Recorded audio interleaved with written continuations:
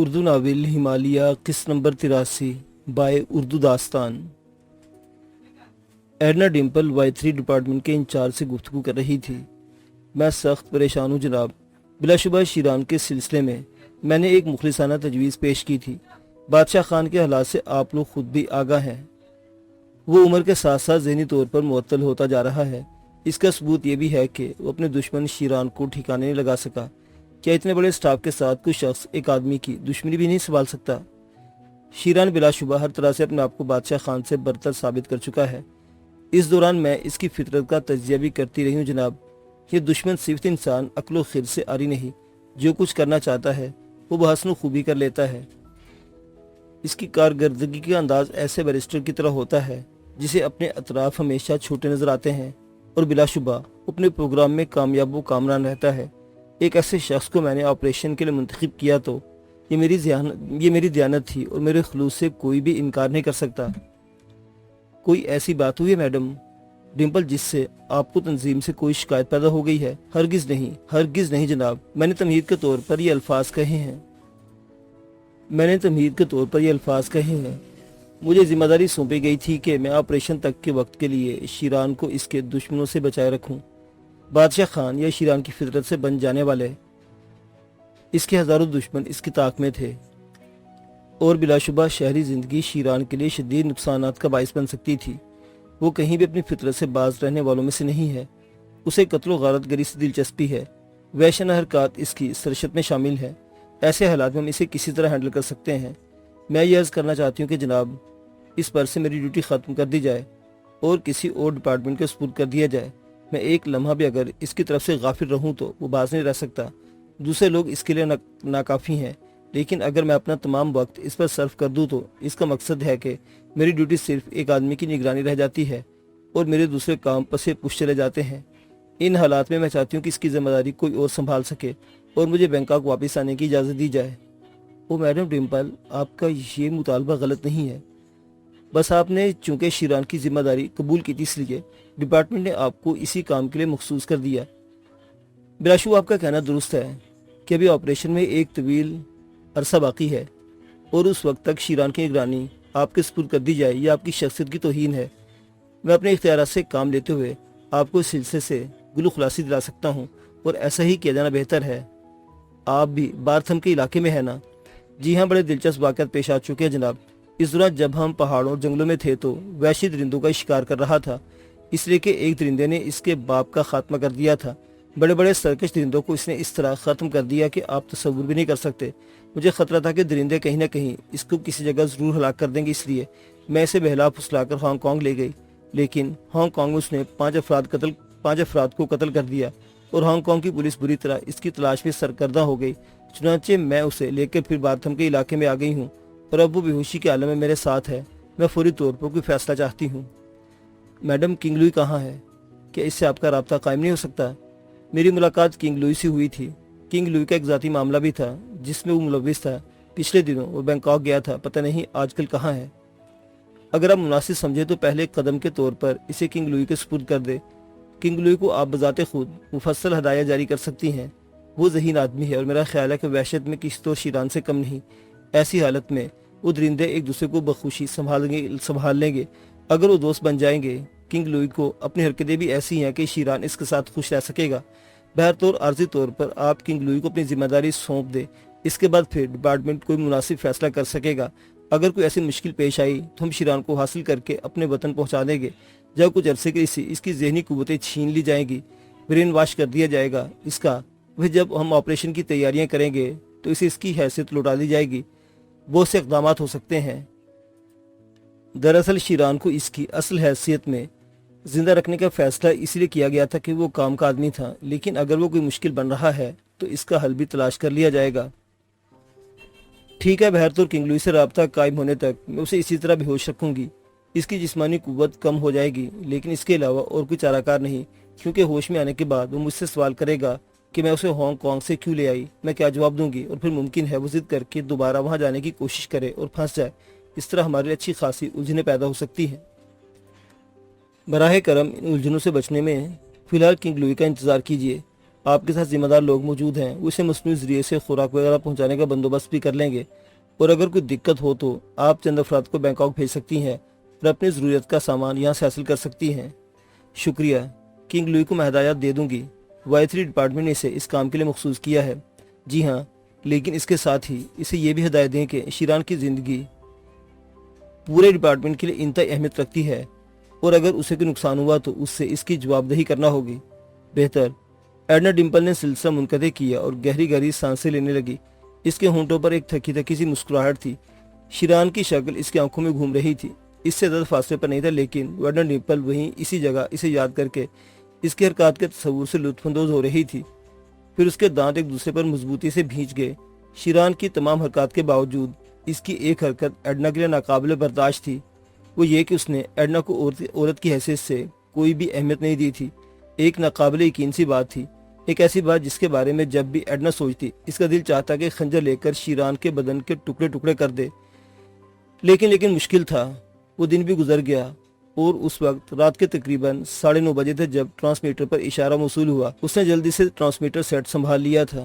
جب اس نے ٹرانسمیٹر آن کیا تو اسے ایک چہکار سنائی دی۔ گھاؤچ! اوہ لوئی، خیریت سے تو ہو؟ کہاں ہو اس وقت؟ بارتھم کے علاقے میں، لوئی نے جواب دیا۔ تم تو بینکاک گئے تھے۔ ہاں گیا تھا، واپس آئے ہوں وہاں سے۔ کون سے اینگل پر ہو؟ پوائنٹ 4 پر، کنگ لوئی نے جواب دیا۔ گویا اپنے قبیلے کی طرف جا رہے تھے۔ ہاں، لیکن آپ سے رابطہ کرنے کا خواہش مند تھا مادام۔ وہ کوئی خاص بات تھی؟ ہاں، آپ کا شکریہ ادا کرنا چاہتا تھا۔ کس سلسلے میں؟ سدھاشی، میرے دشمن یاتان بروما کی بیٹی، جو آپ کی عنایت سے میرے ہاتھ لگ گئی ہے۔ آپ تصور نہیں کر سکتی مادام کہ میں کتنا خوش ہوں۔ میں زندگی میں اپنے منصب سے مایوس ہو گیا تھا، لیکن اب مجھے یقین ہے کہ مجھے میرا منصب مل جائے گا۔ میں اپنی زندگی کے سب سے اہم مشن میں کامیاب ہو چکا ہوں، اور یہ نہیں بھولوں گا کہ اس کی نشاندہی آپ نے کی تھی۔ او لوئی، میری طرف سے مبارکباد قبول کرو، پرخلوص مبارکباد۔ بہت بہت شکریہ مادام۔ لوئی، میں نے وائی 3 ڈپارٹمنٹ سے رابطہ قائم کر کے اپنے کچھ مسائل ان کے سامنے پیش کیے تھے، اور وائی 3 کی جانب سے مجھے کچھ ہدایات موصول ہوئی ہیں جن کے تحت تم سے ملنا بہت ضروری ہے۔ جو حکم مادام، آپ جب کہیں میں آپ کے پاس حاضر ہو جاؤں گا۔ ویسے آپ اس وقت کہاں سے بول رہی ہیں؟ اینگل 4 سے، تم سے زیادہ فاصلہ نہیں، تم یہاں پہنچ جاؤ، میں تمہارا انتظار کر رہی ہوں، ایڈنا نے جواب دیا۔ ٹھیک ہے میڈم، میں کس وقت پہنچوں؟ کیا اسی طرح چھپ کر؟ نہیں، شیران کو ہم نے بے ہوش کر رکھا ہے، تم آزادانہ طور پر آ سکتے ہو۔ تو پھر ٹھیک ہے، میں آپ کے پاس پہنچ رہا ہوں، کنگ لوئی نے جواب دیا۔ اوکے، ایڈنا ڈمپل بولی اور سلسلہ ختم کر دیا۔ رات کا پہلا پہر تھا۔ ایڈنا غار کے سامنے کنگ لوئی کی منتظر تھی۔ تقریباً 11:15 بجے کنگ لوئی گھوڑے پر سوار آتا نظر آیا۔ اس کے ساتھ اس کے آدمی موجود تھے۔ آدمی کو اس نے تھوڑی ہی فاصلے پر چھوڑ دیا اور خود ایڈنا ڈمپل کے پاس پہنچ گیا۔ ڈمپل نے حسب دستور اسے روشنی کے اشارات دیے تھے۔ کنگ لوئی بڑا مسرور نظر آتا تھا۔ اس نے اپنے مخصوص انداز میں گھونچ کہا اور ایڈنا ڈمپل کا دانا ہاتھ اٹھا کر پہلے ہونٹوں پر اور پھر آنکھوں سے لگایا۔ ایک بار پھر تمہیں تمہاری کامیابی کی مبارکباد دیتی ہوں کنگ لوئی۔ او لوئی ایک بار پھر آپ کا شکریہ ادا کرتا ہے مدام۔ لوئی کو یہ منصب دلانے میں آپ نے بہت بڑا کردار ادا کیا ہے۔ وہ کہاں ہے؟ بے ہوش پڑا ہوا ہے، لینڈ روور میں ہے۔ مجھے اس کے بارے میں پوری تفصیل بتائیے میڈم۔ بس تفصیل اتنی ہے کہ اس نے مجھے بے سکون کر رکھا ہے۔ تنظیم نے خواہ اسی پہاڑی جوان کو اتنی اہمیت دے دی ہے۔ میں مانتا ہوں کہ وہ ایک دلیر اور طاقتور آدمی ہے، لیکن کیا ہمیں اس کے علاوہ اور ایسے لوگ نہیں مل سکیں گے؟ نہیں لوئی، اگر تم یہ بات کہتے ہو تو میں اس بات کا وعدہ کرتی ہوں کہ جیسے لوگ صدیوں میں پیدا ہوتے ہیں۔ Very good, very good. اس کا مقصد ہے کہ واقعی وہ کام کا آدمی ہے۔ ہاں لوئی، میں بہت سے کام چھوڑ کر اس کے سلسلے میں مصروف ہو گیا ہوں۔ میں چاہتی ہوں کہ اب اسے تمہارے حوالے کر کے اپنے کاموں میں مصروف ہو جاؤں۔ تو ٹھیک ہے لوئی، اس کے ٹخنے کو توڑ دے گا؟ نہیں لوئی، اس کی روئی کی حفاظت کرنی ہے، اسے زندہ رکھنا ہے۔ اگر ایسا کرنا چاہتے تو ہم لوگ خود بھی کر سکتے تھے۔ لوئی، تم اپنی ذہانت سے کام لے کر اسے اپنا دوست بناؤ، اسے اپنے ساتھ رکھو، اس طرح کہ وہ تمہارے شکنجے سے باہر نہ نکل سکے، اور تم اس کے نگران و محافظ بھی رہو۔ لوئی کسی سوچ میں ڈوب گیا تھا، پھر اس نے آگے کے 2 دانتوں کو باہر نکالے اور مسکرانے لگا۔ گویا تم نے کچھ سوچ لیا ہے۔ ہاں میڈم، اب اس کی طرف سے مطمئن رہیں، لیکن میرا اسے دوستی کرنے کا طریقہ کیا ہوگا؟ یوں کرتے ہیں کہ لوئی، اب میں اسے پہاڑوں میں تنہا چھوڑے دیتی ہوں اور خود اپنے آدمیوں کے ساتھ یہاں سے ہٹ جاتی ہوں۔ تم جس طرح بھی مناسب سمجھو، اس سے ملو، اس پر اپنی دوستی کا اظہار کرو، اس طرح تم اسے اپنے قابو میں کر سکتے ہو، اور پھر سارے کام خود بخود ہو جائیں گے۔ ٹھیک ہے میڈم، آج سے آپ کی ڈیوٹی آپ کے اس خادم نے سنبھال لی۔ مجھے اس سلسلے میں باخبر رکھو گے لوئی، اور ساری تفصیلات سے آگاہ کرتے رہو گے؟ لوئی اس کا وعدہ کرتا ہے میڈم۔ تو ٹھیک ہے شیران، اب تمہارے سپرد، میں ایسے یہی پہاڑوں میں ڈلوائے دیتی ہوں۔ قرب و جوار میں موجود رہنا اور اپنے کام کو صحیح طور پر انجام دینا۔ ہر چند کے میڈم، اس وقت میں صرف اپنے کام کی انجام دہی چاہتا ہوں، لیکن تنظیم کا ایک خادم ہونے کی حیثیت سے مجھے اس دوسرے کام سے بھی انحراف نہیں ہے۔ میں نے شیران کی ذمہ داری سنبھال لی ہے۔ ایڈنا ڈمپل مسکرانے لگی۔ تھوڑی دیر کے بعد لوئی ہی کی نگرانی میں شیران کو ایک پہاڑی چٹان پر ڈال دیا گیا۔ چٹان ایسی تھی کہ جہاں سے گرنے کا خطرہ نہیں تھا۔ چنانچہ اس کام سے فارغ ہونے کے بعد لوئی اور ایڈنا نے دوسرے سے پرجوش مصافحہ کیا۔ ایڈنا لینڈ روور میں جا بیٹھی۔ اس کے ساتھ تھے۔ اس نے لوئی کو خداحافظ کہا اور لینڈ روور سٹارٹ ہو کر آگے بڑھ گئی۔ گھاؤچ، لوئی نے پوری اطمینان انداز میں کہا اور ہاتھ کے اشارے سے اپنے ساتھیوں کو بلانے لگا۔ آئیوی بادشاہ خان کے پاس پہنچ گئی۔ بادشاہ خان اپنی اقامت گاہ میں اکیلا ایک آرام کرسی پر دراز سر پکڑے بیٹھا ہوا تھا۔ جب ملازم اسے آئیوی کے بارے میں اطلاع دی تو وہ چونک کر کھڑا ہو گیا۔ بلاؤ اس بچی کو، بادشاہ خان بھاری لہجے میں بولا اور آئیوی اس کے پاس پہنچ گئی۔ بادشاہ خان کے چہرے پر تعصب کے آثار تھے۔ اس نے آئیوی کو دیکھا اور اس کی آنکھوں میں کسی قدر حیرانی نظر آئی۔ آئیوی مطمئن و مسرور نظر آ رہی تھی۔ بادشاہ خان خشک ہونٹوں پر زبان پھیر کر رہ گیا۔ ہیلو انکل، میں نعمان خان کے پاس سے آئی ہوں۔ مجھے معلوم ہے بیٹی، مجھے معلوم ہے کہ کوئی خاص اطلاع ہے تمہارے پاس۔ بادشاہ خان اسے گہری نگاہوں سے دیکھتا ہوا بولا، ہاں انکل، آپ کے لیے بہت ہی اہم۔ کیا بات ہے، بتاؤ۔ بادشاہ خان کے لہجے میں وہ گرمجوشی نہیں تھی جس کی آئیوی متوقع تھی۔ ایک لمحے کے لیے وہ دل میں حیران ہوئی، لیکن اس فولاد نما انسان یا انسان نما فولاد کی ذہنی کیفیت سے وہ اچھی طرح واقف نہیں تھی۔ ڈاکٹر بریٹو کے ساتھ ایک آدھ بار اس کی ملاقات بادشاہ خان سے ہوئی تھی۔ انکل، نعمان خان ہوش میں آ گئے ہیں، اس سے ہماری تفصیلی بات چیت ہوئی تھی۔ آپ کے بارے میں اسے، میرا مطلب ہے نعمان خان کو سب کچھ بتا دیا گیا، ساری تفصیل سے انہیں آگاہ کر دیا گیا۔ اس سلسلے میں ان کے بھائیوں نے بھی اہم کردار ادا کیا ہے۔ انکل، وہ سب آپ سے متفق ہیں اور آپ کو اس سلسلے میں ہمدرد و معاون سمجھتے ہیں۔ جب نعمان خان کو بتایا گیا کہ وہ بادشاہ خان کی تحویل میں ہیں تو بڑے چراغپا ہوئے، لیکن پھر ہم سب نے انہیں قائل کیا کہ آپ سے بڑا ہمدرد، آپ سے بڑا عزیز اور آپ سے بڑا سرپرست ان کے لیے کوئی نہیں، تو وہ نرم ہو گئے اور اب وہ آپ سے ملاقات کے خواہش مند ہیں۔ اوہ بیٹے، تم نے واقعی مجھے ایک بڑی خوشخبری سنائی ہے۔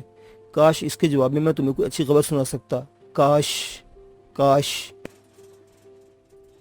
میں نہیں سمجھی انکل۔ آئیوی، مجھے انتہائی افسوس ہے کہ میں تمہیں ایک خوشی کی خبر کے جواب میں ایک غمناک خبر سنا رہا ہوں۔ ایک ایسی خبر تمہیں میری زبانی نہیں پتہ چلنی چاہیے تھی۔ تمہارے آنے سے پہلے میں نے یہ سمجھا کہ شاید تم آگاہ ہو چکی ہو۔ کیا کہہ رہے ہیں انکل؟ براہ کرم جلدی سے بتائیے، کیا خاص بات ہے؟ کون سی خبر ہے جو میرے لیے تکلیف دہ ہو سکتی ہے؟ بادشاہ خان نے کوئی جواب نہیں دیا۔ اسے اخبار نکال کر آئیوی کے سامنے پھیلا دیا۔ کوئی خبر چھپی ہے اس میں؟ بادشاہ خان گہری سانس لے کر بولا، وہ خبر سرخ لائنوں کے درمیان ہے۔ آئیوی بے صبری سے سرخ لائنیں تلاش کی اور دوسرے لمحے اس کی پھٹی پھٹی نگاہیں خبر پر جم گئی۔ ڈاکٹر بریٹو کی موت کی اطلاع تھی اور اس کے ساتھ ہی مزید 4 آدمیوں کی لاشیں دستیاب ہوئی تھی۔ درمیان میں شیران کی تصویر تھی اور اس قتل کی پوری تفصیل درج تھی۔ آئیوی کے حلق سے دل خراش چیخ ابھری اور وہ چکرا کر نیچے گر پڑی۔ دوسرے لمحے بے ہوش ہو چکی تھی۔ بادشاہ خان نے جلدی سے اٹھا کر بیڈ پر لٹایا اور اپنے ملازم کو بلا کر حکم دیا کہ ڈاکٹر کو فون کر دیا جائے۔ وہ بھی نعمان خان سے ملنے نہیں جانا چاہتا تھا۔ ڈاکٹر بریٹو کی موت نے اس کے اپنے اعصاب بھی جھنجھوڑ دیے تھے۔ وہ ابھی چند ہی روز قبل ڈاکٹر بریٹو سے ملا تھا۔ اس وقت سوچا بھی نہیں جا سکتا تھا کہ ڈاکٹر بریٹو سے اس کی آخری ملاقات ہے۔ اس کے گروہ کا ایک اہم ستون زمیں بوس ہو گیا تھا اور یہ کارنامہ بھی شیرانی کا تھا۔ شیران کی موت کا ڈرامہ بادشاہ خان کی سمجھ میں نہیں تھا، حالانکہ اس نے انتہائی کاوش کے بعد اس کی لاش بھی حاصل کی تھی اور پھر اسے یہ بھی پتہ چل گیا تھا کہ شیران مرا نہیں بلکہ اس نے کوئی گہری چال چلی تھی۔ بادشاہ خان اس چال سے پریشان تھا۔ وہ دراصل مارلینوں سے خوفزدہ تھا۔ اگر بات صرف شیران کی ہوتی تو وہ کسی گہری سازش پر غور نہیں کر سکتا تھا، لیکن وہ شیطان دماغ مارلینوں اور اب مارلینوں نے شیران کے ذریعے اپنے دوسرے دشمن کو بھی موت کے گھاٹ اتار دیا تھا۔ بادشاہ خان کا بس نہیں چلتا تھا کہ مارلینوں اور شیران کو دانتوں سے چبا جائے۔ وہ شیران کے سامنے واقعی بے بس ہو گیا تھا۔ تنظیم سے بھی اس کا ذہن ہٹایا جا رہا تھا، حالانکہ اس تنظیم کے اس نے بے شمار کام کیے تھے اور مسلسل کیے جا رہا تھا۔ ایک بہت بڑے مقصد کے تنظیم نے اسے مخصوص کیا تھا، لیکن اس کے تحفظ کا کوئی معقول بندوبست نہیں تھا۔ حالانکہ اس بین الاقوامی تنظیم کے ہاتھ اتنے لمبے تھے کہ ایک آدمی اس کے سامنے کوئی حیثیت نہیں رکھتا تھا، لیکن ابھی تک شیران کے بارے میں کوئی مؤثر کارروائی نہیں کی گئی تھی، جبکہ شیران مسلسل اپنی چیرہ دستیوں میں مصروف تھا۔ آئیوی 1 گھنٹے بعد ہوش میں آئی، بادشاہ خان کی صورت دیکھی اور زاروں کی طرح رونے لگی۔ آہ ڈیڈی، میرے ڈیڈی، یہ کیا ہو گیا؟ میں بے سہارا ہو گئی ہوں انکل، میں بے سہارا ہو گئی۔ نہیں بیٹے، ڈاکٹر بریٹو مر چکا ہے، لیکن میں موجود ہوں، میں تمہیں وہی مقام دوں گا جو ڈاکٹر بریٹو نے تمہیں دیا تھا۔ نہیں انکل، ڈیڈی کا قائم مقام کون بن سکتا ہے؟ آہ میرے ڈیڈی ہلاک ہو گئے، آہ یہ بدتینت انسان، یہ شیران کاش مجھے مل جائے، کاش۔ میں وعدہ کرتا ہوں آئی کہ شیران اگر مجھے مل گیا تو میں اسے تمہارے سپرد کر دوں گا۔ نہیں انکل نہیں، براہ کرم وہ باتیں مت کیجیے جو آپ نہیں کر سکتے، کوئی اس کا کچھ نہیں بگاڑ سکتا، وہ ہم سب کو قتل کر دے گا۔ آہ ڈیڈی، آئی بھی روتی رہی۔ بادشاہ خان اسے سمجھانے کی کوششوں میں لگا رہا، پھر آئی نے روتے روتے کہا، انکل براہ کرم مجھے یورپ بھجوا دیجیے، میں اپنے وطن جانا چاہتی ہوں، مجھے میرے وطن بھیج دیا جائے۔ اگر تم چاہو گی آئی تو یہ بھی کیا جا سکتا ہے، لیکن توقف کرو، نعمان خان سے ملو، دیکھو اس سلسلے میں کیا کہتا ہے۔ میں کسی سے نہیں ملوں گی، براہ کرم مجھے تنہا چھوڑ دیا جائے، براہ کرم مجھے تنہا چھوڑ دیا جائے۔ تم اسی جگہ رہو آئی، میں تمہیں یقین دلاتا ہوں کہ تمہیں کوئی تکلیف نہ ہوگی۔ یورپ جانے کے بارے میں اگر تم نے سنجیدگی اختیار کی تو پھر میں تمہیں واپس بھجوا دوں گا، مجھے اجازت دو، کاش میں تمہارا غم بٹا سکتا۔ آئی روتے رہی۔ بادشاہ خان باہر نکل آیا۔ در حقیقت وہ انتہائی پریشانیوں کا شکار تھا، شیران کی زندگی کی اطلاع ہی اس کے لیے بہت ہولناک تھی۔ بادشاہ خان سوچ رہا تھا۔ تھوڑی دیر کے بعد وہ اس عمارت میں داخل ہو گیا جہاں نعمان خان اپنے بھائیوں کے ساتھ موجود تھا۔ فرید خان نے باہر اس کا استقبال کیا اور مسرور انداز میں نعمان خان کے بارے میں بتایا کہ وہ روبہ صحت ہے، اس نے چہل قدمی بھی کی تھی۔ بادشاہ خان کی سن کر مسرت ہوئی تھی۔ بہر تو وہ فرید خان کے ساتھ اندر چل پڑا اور طویل عرصے کے بعد وہ نعمان خان کے روبرو ہوا۔ بھائیوں سے گفتگو کے بعد نعمان خان کے انداز فکر میں کافی تبدیلی پیدا ہوئی تھی۔ بادشاہ خان کو دیکھ کر اسے سلام کیا اور آنکھیں جھکا لی۔ اسے گلے نہیں ملو گے میرے بیٹے، میرے بچے؟ بادشاہ خان دونوں ہاتھ پھیلا کر بولا۔ نعمان خان نے گردن اٹھائی، اسے دیکھتا رہا، پھر اس کی آنکھوں میں آنسو چمک اٹھے اور دوسرے لمحے وہ بادشاہ خان سے لپٹ گیا تھا۔ بادشاہ خان خود بھی اپنے بدن میں تھر تھری محسوس کیے بغیر نہ رہ سکا۔ فیروز خان کو دل و جان سے چاہتا تھا اور یہ بچے اس کی زندگی کا سب سے بڑا سہارا تھے۔ اس نے نعمان خان کو بھینچ لیا اور بھرائی آواز میں بولا، میرے بچے، میرے بیٹے، میرے لختے جگر نعمان خان اسے بدزن ہو گئے تھے، لیکن اگر غور کرتے تو اپنے اس بوڑھے تایا کو ہمیشہ بے قصور پاتے۔ میں صرف فیروز خان کے انتقام کی آگ میں جل رہا تھا۔ میں تمہیں منصب وہ مقام دلانا چاہتا تھا جو پہاڑوں میں قابل عزت سمجھا جاتا ہے۔ اس میں میرا کیا قصور تھا؟ نعمان خان پان سے الٹے بھی رہتے ہیں، دشمن کبھی کمزور نہیں ہوتا۔ ہم سے غلطی ہوئی تھی، میں نے تمہارے خلاف کوئی سازش نہیں کی تھی میرے بچے، میں نے صرف اپنے دل کی آگ بجھانا چاہی تھی۔ کاش میں خود تنہا فیروز خان کا انتقام لینے کی کوشش کرتا، کاش بہزاد سلامت جنگلی درندوں کا شکار نہ ہوتا، کاش میں اسے اپنے ہاتھ سے مار سکتا تو یہ جھگڑا آگے نہ بڑھتا، لیکن میری تقدیر پر سیاہی لکھی تھی، مجھے تمہارے سامنے ذلیل ہونا تھا۔ نہیں تایا جان، خدا کے لیے ایسی بات نہ کیجیے۔ نہیں خان بابا، ایسی باتیں نہ کیجیے، نعمان خان نے اسے لپٹتے ہوئے کہا۔ تمہارے دل میں میرے خلاف قدورت صاف ہو گئی نعمان خان، مجھے اس کا جواب دو۔ ہاں بابا خان، ماں کی موت کے بعد میں بہت زیادہ بددل ہو گیا تھا۔ آپ نے ہمیں تہمانہ سے نکلنے نہیں دیا، آپ نے ہم پر پابندیاں لگا دی تھیں جس کی وجہ سے ہم اور بدزن ہو گئے تھے۔ بیٹے مصلحت تھی اس میں بھی، میں کچھ اور چاہتا تھا۔ میری خواہش تھی کہ اپنی بچیوں کے ساتھ اس بدسلوکی کے نتیجے میں پہاڑوں میں اتنا خون بہاؤں کہ انسانی تاریخ اسے کبھی نہ بھول سکے، لیکن تقدیر نے جگہ جگہ مجھے دھوکہ دیا، تقدیر نے میرا ساتھ نہیں دیا۔ وہ ملعون نکل گیا اور اس نے وہ تباہی مچا رکھی ہے نعمان خان کہ تم سوچ بھی نہیں سکتے۔ وہ کہاں ہے بابا خان؟ میں نے سنا ہے وہ یہیں ہے۔ ہاں وہ ہمارے بہت قریب ہے، وہ ہماری شہرک کے قریب ہے، اس کا خنجر ہمارے سروں پر موت کا سایہ ڈالے ہوئے ہے، وہ ہماری طاق میں ہے نعمان خان، اور تمہارا یہ بوڑھا تایا تنہا اس کے مقابلے پر صف آ رہا ہے، اپنے ہمدردوں، اپنے دوستوں، اپنے بچوں سے محروم، کسی کی ہمدردی نہیں ہے میرے ساتھ۔ تم لوگ بھی مجھے اپنا دشمن سمجھتے ہو۔ سمجھتے ہیں نہیں تایا جان، سمجھتے تھے، وہ غلط فہمی تھی، اس کے لیے ہم بہت شرمندہ ہیں، نعمان خان نے کہا۔ میرے بچوں، بہت ہی افسوسناک واقعات سے گزرنا پڑا ہے مجھے، میری عزت، میری حیثیت خاک میں مل چکی ہے۔ اب میں سڑک سڑک بھونکنے والا وہ کتا ہوں جسے ہر کوئی پتھر مار کر بھگا دیتا ہے، اور اس کی وجہ جانتے ہو کیا ہے؟ اس کی وجہ یہ ہے کہ میرے بازو ناکارہ ہیں، میں بوڑھا ہو چکا ہوں، میری سوچ محدود ہو گئی ہے، میری عقل محدود ہو گئی ہے۔ ہاں اگر مجھے تمہارا سہارا ہوتا تو نوبت یہاں تک نہ پہنچتی، میں تمہیں اپنا ذہن، اپنا تجربہ سونپ دیتا، اپنی قوت جو میرے اشاروں کے تحت کام کرتی ہے تمہاری تحویل میں دے دیتا۔ اس طرح نیا ذہن، نیا جسم شیران کے خلاف اس ٹکر پر کام کرتا جس پائے کا خود شیران ہے۔ میں اب بھی بہت قوت رکھتا ہوں نعمان خان، میرے بدن میں اتنی طاقت ہے کہ اگر شیران میرے مدے مقابل آ جائے تو شاید میں اس کی ہڈی اپنے بازوں میں پیس دوں، لیکن میرا دل و دماغ بوڑھا ہو چکا ہے۔ مجھے اعتراف ہے کہ میں اتنی پھرتی سے عمل نہیں کر سکتا جتنی پھرتی سے تم نوجوان لوگ کر سکتے ہو۔ وقت کے ساتھ ساتھ اعتراف کر لینا بری بات نہیں، لیکن میں نے حالات سے شکست قبول نہیں کی۔ اپنے بڑھاپے اور اپنی کمزوری کا اعتراف ایک الگ چیز ہے اور اپنے وقار کی شکست الگ بات ہے۔ میں آج بھی وہی عزم رکھتا ہوں دل میں کہ شیران کی گردن میں رسا ڈال کر ترابزان کی پہاڑیوں میں گشت کروں اور اس کے بعد اسے ترابزان کی پہاڑیوں کی سب سے اونچی چوٹی پر کھڑا کر کے گولیوں سے چھلنی کر دینے کا خواہش مند ہوں، تاکہ پہاڑ والوں کو بتا سکوں کہ پہاڑوں کی ریت پوری کر دی گئی ہے۔ انتقام کا جذبہ بدستور قائم تھا، صرف وقت کا انتظار تھا۔ اور دیکھ لو پہاڑوں کے باسیوں، شیران بہزاد سلامت کا بیٹا ترابزان کا زلزلہ بالآخر فیروز خان کے بدلے موت کا شکار ہو گیا۔ نعمان خان، یہ آرزو میری زندگی کی سب سے بڑی خواہش ہے۔ اگر میری یہ آرزو پوری ہو جائے تو ممکن ہے میں گوشہ نشینی اختیار کر لوں، اپنے تمام اختیارات تمہیں سونپ دوں۔ اور میں تمہیں یہ بھی بتا دینا چاہتا ہوں کہ نعمان خان کے میرے اختیارات بہت وسیع ہیں، اتنے وسیع کہ تہمانہ والے تصور بھی نہیں کر سکتے۔ نعمان خان، فرید خان، اس کے دوسرے بھائی بادشاہ خان کی گفتگو سن رہے تھے۔ انہیں دلی مسرت تھی کہ بادشاہ خان سے جدا ہونے کے بعد انہوں نے اپنے قدموں پر کھڑے ہونے کی کوشش کی تھی اور در حقیقت حالات بہت بہتر ہو گئے تھے، لیکن اس کے باوجود انہوں نے خود کو بہت تنہا محسوس کیا تھا۔ اور پھر یہ معلوم ہونے کے بعد کہ ان کے اس اعلیٰ مستقبل کی تعمیر میں بادشاہ خان کا پورا پورا ہاتھ ہے، ان کے سارے شکوے ہی دھل گئے تھے۔ بادشاہ خان اگر نہ چاہتا تو واقعی وہ قسم پوسی کی زندگی گزار رہے ہوتے۔ نعمان خان گہری نگاہوں سے بادشاہ خان کو دیکھ رہا تھا، پھر وہ چونک کر بولا، کچھ معلومات حاصل کرنا چاہتا ہوں خان بابا۔ ہاں بیٹے پوچھو۔ آج میں بہت خوش ہوں، میرا کنبہ پھر سے آباد ہو گیا ہے، میری تنہائی پھر سے دور ہو گئی ہے۔ پوچھو پوچھو، جو دل میں چاہے پوچھو۔ خان بابا، آپ کسی ایسی تنظیم سے متعلق ہیں جو پہاڑوں میں انقلاب لانا چاہتی ہے، جو پہاڑوں کے خلاف سازش کر رہی ہے؟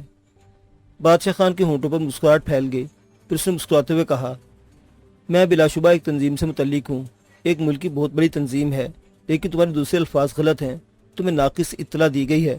ممکن ہے کچھ لوگوں کی نگاہوں میں تنظیم کے اغراض و مقاصد تباہی کے مترادف ہوں، لیکن تنظیم پہاڑوں میں تباہی نہیں لانا چاہتی بلکہ اصلاحات کرنا چاہتی ہے، اور وہ اصلاحات ہماری صدیوں سے پسماندہ قوم کو بلندیوں کی طرف لے جانے کے لیے ہے۔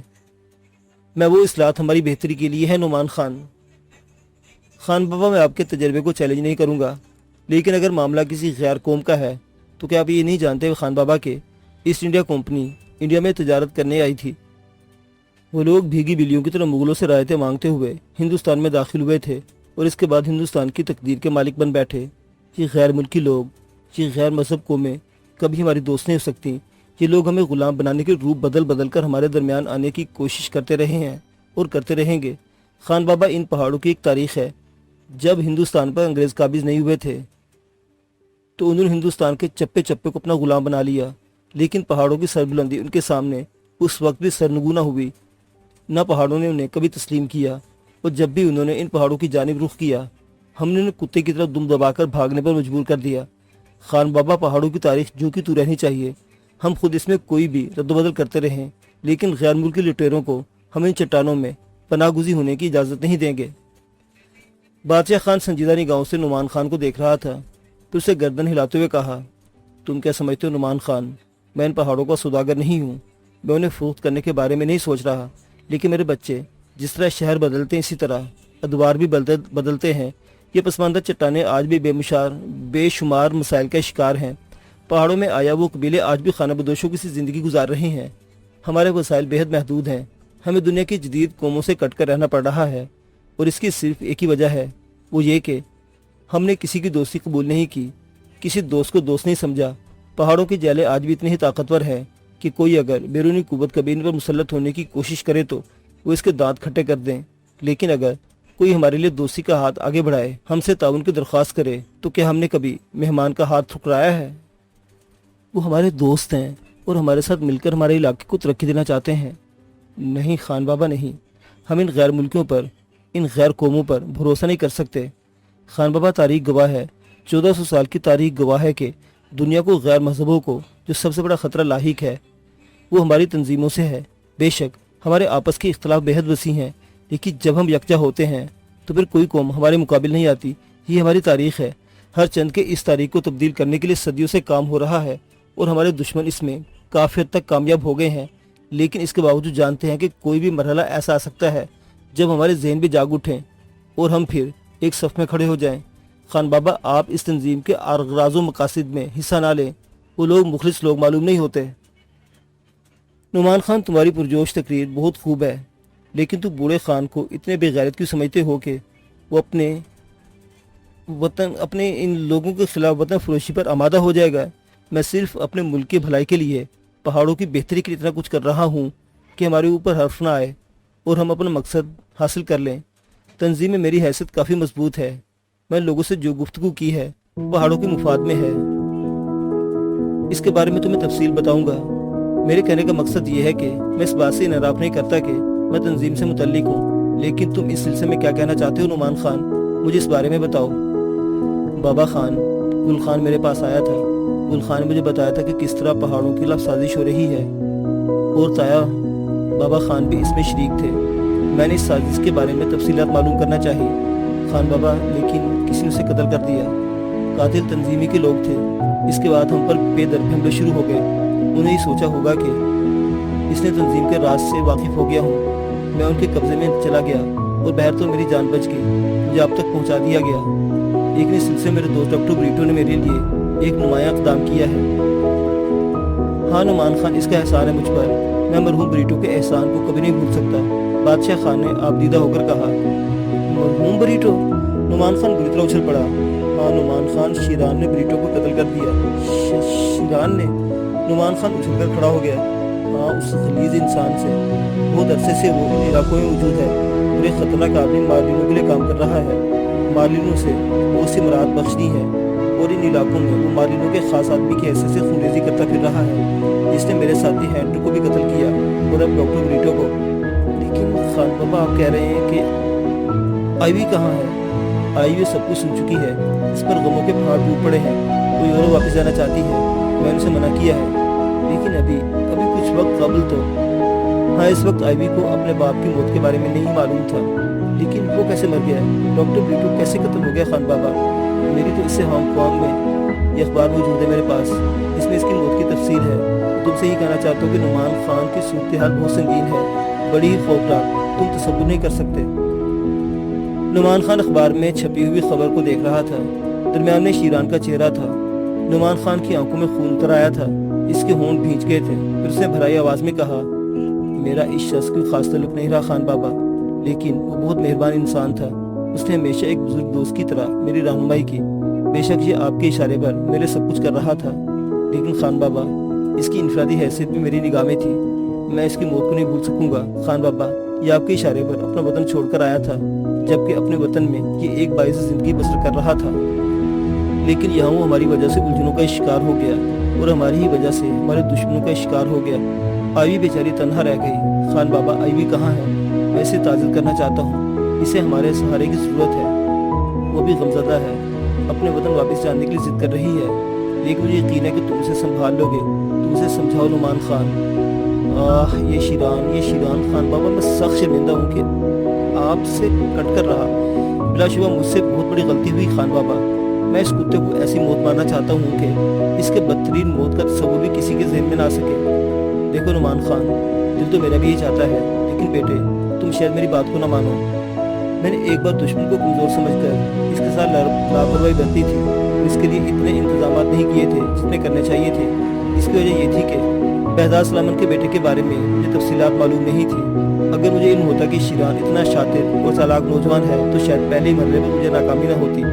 میں اس کے شایان شان انتظامات کرتا۔ میں تمہیں دوبارہ پانے کے بعد کسی قیمت پر کھونا نہیں چاہتا۔ میں تمہاری کسی بھی ضد کے اپنی زندگی قربان کرنے کے لیے تیار ہوں، کیونکہ میری اپنی زندگی اب میرے لیے بہت زیادہ دلچسپ نہیں رہ گئی، لیکن میں تمہاری زندگی ضرور چاہتا ہوں۔ میں نہیں چاہتا کہ تمہارا کوئی جذباتی قدم ہمیں کسی پریشانی سے دوچار کر دے۔ شیران بہت زیادہ قوت حاصل کر چکا ہے، اس کے لیے لمبی پلاننگ کرنا ہوگی، بہت بڑے پیمانے پر اس کے لیے عمل کرنا ہوگا۔ اگر ہم جذباتی طور پر اس طرح اس پر چڑھ دوڑے تو جس طرح ایک بار پہلے ہم لوگوں نے کوشش کی تھی، تو مجھے خطرہ ہے کہ ہمیں پھر نقصانات سے دوچار ہونا پڑے گا، اور اس میں اب نقصان برداشت کرنے کی ہمت نہیں ہے۔ نعمان خان میرے بچے، اب میں کوئی نقصان برداشت نہیں کر سکتا۔ ٹھیک ہے بابا خان، اس بار ہم کوئی احمقانہ قدم نہیں کریں گے۔ میں نے تو شیران کے بارے میں کچھ اور ہی سوچا تھا۔ بابا خان، میں نے ایک عہد کیا تھا اس کے لیے میں نے سوچا تھا کہ ابھی اسے قتل نہیں کروں گا، اسے نگاہ میں رکھوں گا۔ اور خان بابا، اس میں کوئی شک نہیں کہ ابھی تک میں اپنے اس عہد کے لیے کوئی ٹھوس قدم نہیں اٹھا سکا۔ میں تو خود ابھی اپنی تعمیر میں مصروف تھا۔ میری خواہش تھی کہ میرے بھائی ایک بہتر زندگی حاصل کرنے میں کامیاب ہو جائیں، میں ان کو اتنا کر دوں کہ وہ سکون سے زندگی بسر کر سکے، اور اس کے بعد میں اپنے مشن کا آغاز کروں۔ خان بابا، میں سب سے بڑا بھائی ہوں، اپنے باپ کی، اپنے بہنوں کی خون کی قیمت مجھے وصول کرنی ہے، مجھے اپنے دشمنوں سے ہی نمٹنا ہے۔ میرے بھائی اگر کسی مرحلے پر میرا ساتھ دے سکے تو ٹھیک، ورنہ میں چاہتا ہوں کہ زندگی کیا دلچسپی سے لطف اندوز ہوں اور سکون کی زندگی گزاریں۔